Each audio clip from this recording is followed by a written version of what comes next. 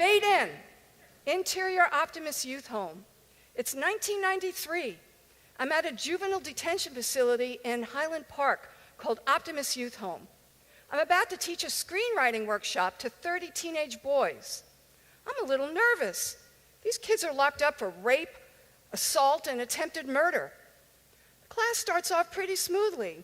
The boys are into the story, which is about two rival gang members that end up at the same detention camp. One of them is black and the other Latino. The boys are trying to impress me by showing off their bullet wounds. Before we break for dinner, I suggest that the story should have a happy ending. A powerful Latino gang leader protests, spouting profanity. We would never do that. We would fight to the death. We break for dinner. My friend Wanda Patterson, who got me through all the red tape so that I could teach there, reminds me that this should be the kids' story, and I shouldn't be imposing my own goals. I realize that she's absolutely right. So when we return for dinner, I tell the kids, hey, you're going to have it exactly the way you want it. The story's going to end just the way you want it. But it's too late. Ricardo, the tough gang leader, and his friends have boycotted my workshop, and none of them return. Flashback. Exterior Costa Rican jungle. I'm working as a script supervisor on a movie in one of the most lush jungles in Costa Rica, surrounded by pristine beaches and terrified of all the gigantic spiders. Freaking out, I'm writing detailed notes for the editor, and I remind an actor that the gun should be in his left hand and not his right hand. I feel bored. Exposition. I've led an amazing life. I got to travel all over the world, living in exotic locations, working with movie stars and famous directors as a script supervisor. Movies aren't shot in chronological order the way you see them. So for instance, we might shoot all of the scenes in a restaurant during one day. Then it's up to the editor to cut them throughout different times in the story. It's the script supervisor's job to make sure that all the continuity matches. So we are in charge of all the continuity to make sure that when you watch it, you don't see something like a glass of water with one moment it's half full and the next minute it's full. All of those little details. We also run lines with the actors, and we remind the director of any shots they may need. Now, I had this phenomenal job, and I loved it, and I got to live in exotic places for months at a time, like Russia and Argentina, working with Sean Connery, Gregory Peck, Julia Roberts, and many other people. But you know, after 20 years, I became frustrated. I began to feel like this job was not my highest calling. And these feelings began to grow on me because over a period of time, I became burnt out. It didn't seem so important of whether an actress's button on her shirt should be open or closed. I needed to make a bigger difference in the world. Flashback. Exterior streets of East LA. I'm working on a movie called My Family. It's Tuesday night at 3 in the morning. There are two brothers, ages 8 and 11, hanging out with the film crew. I'm shocked. I say, where are your parents? The 8-year-old says, I don't know where my mother is. And my father, he don't give a bleep. I just can't believe this. So, I do some research. I discover that not only is Los Angeles one of the wealthiest and most glamorous cities in the world, we have one of the highest poverty rates in the nation. We have 45,000 gang members living in our city. And did you know that LA has more homeless children and foster kids than anywhere else in the entire country? I call these kids the forgotten children because they're tucked away in shelters, foster group homes, jails, mental health clinics, under the radar of the public eye. I had to do something. Exposition. I grew up in a wonderful suburban neighborhood in Long Island, New York. And my parents were terrific. They gave me everything I needed, including putting me through college at Boston University. I was so grateful for their love and support. And so I felt compelled to pay this forward. And the memory of these two brothers in the middle of the night kept haunting me. Now, I'm also a writer. I've been writing since I was 7 years old. And screenwriting is especially my passion. I've written more than 20 screenplays. A couple of them have been produced with name actors, and I've had a number of my scripts optioned. So that's when I came up with the story about the two rival gang members ending up at the same detention camp. I called all the different probation facilities in LA County, and I volunteered to teach my screenwriting workshop. None of the probation officers ever got back to me. They just ignored me. Now, in 1992, some of you may remember, we had the riots, and our city was in chaos, and a number of people wanted to help and make a difference. So I joined a volunteer group, and that's where I met my friend Wanda Patterson. Remember the woman who got me through the red tape at Optimist? Back to Interior Optimist Youth Home. My class is moving along, but I'm crushed because Ricardo and his friends never return. I feel like a total failure because I've let them down. So I reach out to Edward James Olmos' company. Some of you may know him. He's a huge star. He starred in Stand and Deliver and many other films. And I'd worked on 2 movies with him. They send over an actor named Danny Harrow to visit my workshop. Ricardo and his friends immediately return, especially when they find out that the script is going to end exactly the way they want it. The 2 gang leaders do kill each other.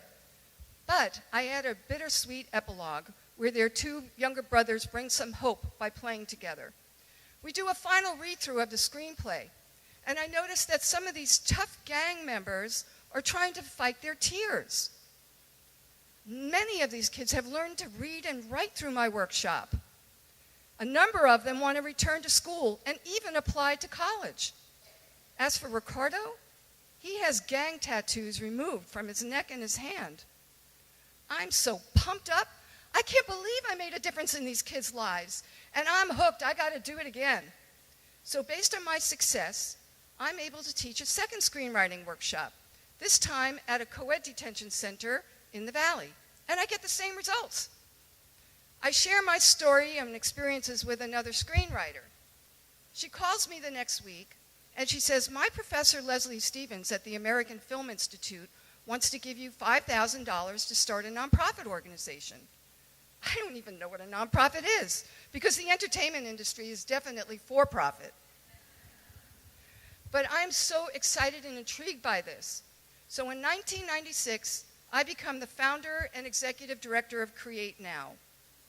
The name stands for the fact that creativity is crucial for our world. Otherwise, our lives would be so bleak and colorless. And all we have is the present moment, because the past is behind us, and who knows what the future is going to bring. All we have is now. That was 20 years ago, and Create Now has served 37,000 youth since then. Thank you. It's so exhilarating to me, and I would much rather be doing this than working as a script supervisor. And what Create Now does is we provide arts mentoring and education to thousands of kids that are in trouble or at risk throughout Southern California.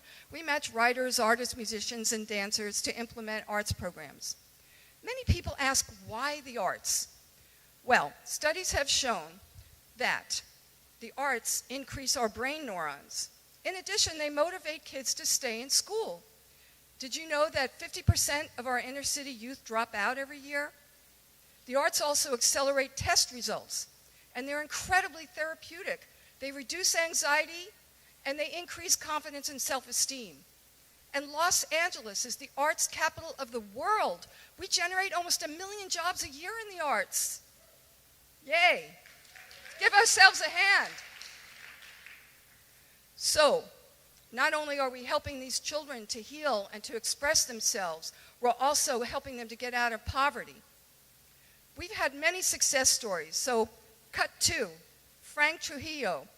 Frank grew up in the foster system, and he was on probation for gang activity. His passion was to play the saxophone.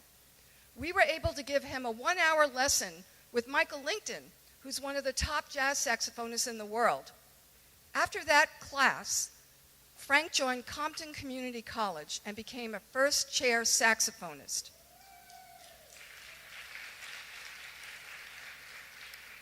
He was featured on a national TV show on Telemundo that happens every year, hosted by Gloria Estefan.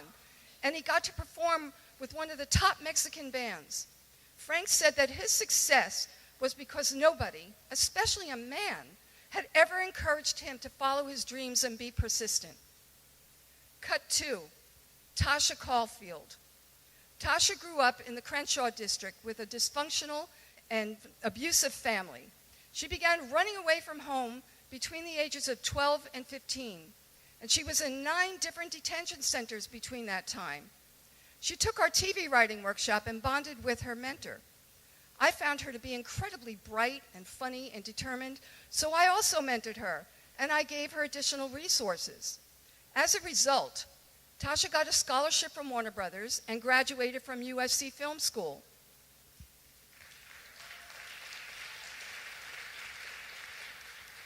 That's not all.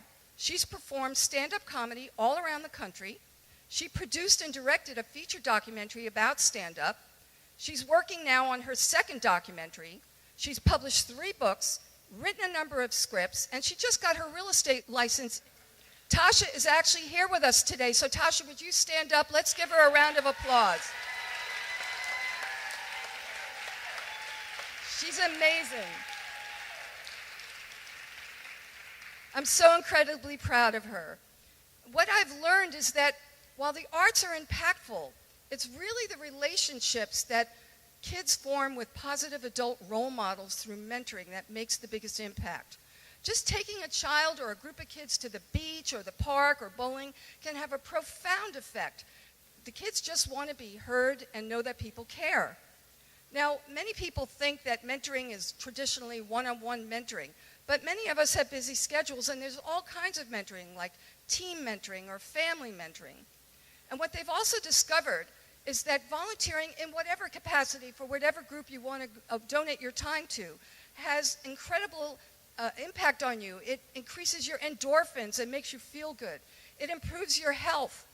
It also improves your relationships with family, neighbors, friends, and it ripples out to the whole community.